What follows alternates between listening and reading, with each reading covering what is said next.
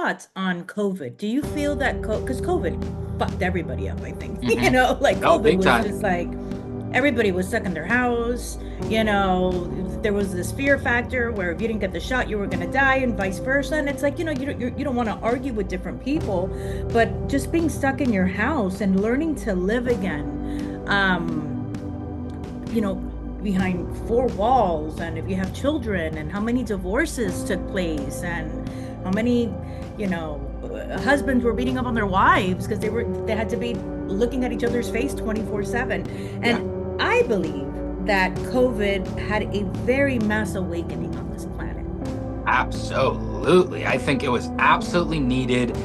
It was a probable outcome of the infinite set of possibilities for my timeline. So, and each individual observer is experiencing, their own variation of the timeline. And some of them are on such a far away timeline to where they didn't even experience COVID in any way. I believe in multiple timeline universes, infinite versions of ourselves type of thing. But I know that I felt like I manifested COVID in a way when I first started waking up, and I still feel like that on a certain level. But I know that there's different levels of realization to it now.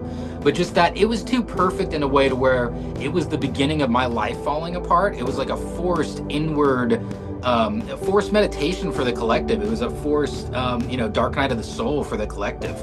And for me, looking back at it all, now I look back at it and say, oh, wow, what a perfect orchestration, because there were so many things that I was not willing to let go of, that I needed pressure and force to make me let go of them. So could it have been that there was a mass connection with humanity at that point, where we were all collectively asking for something to shut down the world so that we can manifest a different lifestyle? Because Yeah, we're all robots. I mean, that's what everybody's exactly. doing. We wake up, we go to work, we come home, we cook And even dinner. if we don't know we're asking for it, it's just like, I didn't ask to have a spiritual awakening. I didn't ask to die. I didn't ask to have psychic powers. But I always was meant to have these things.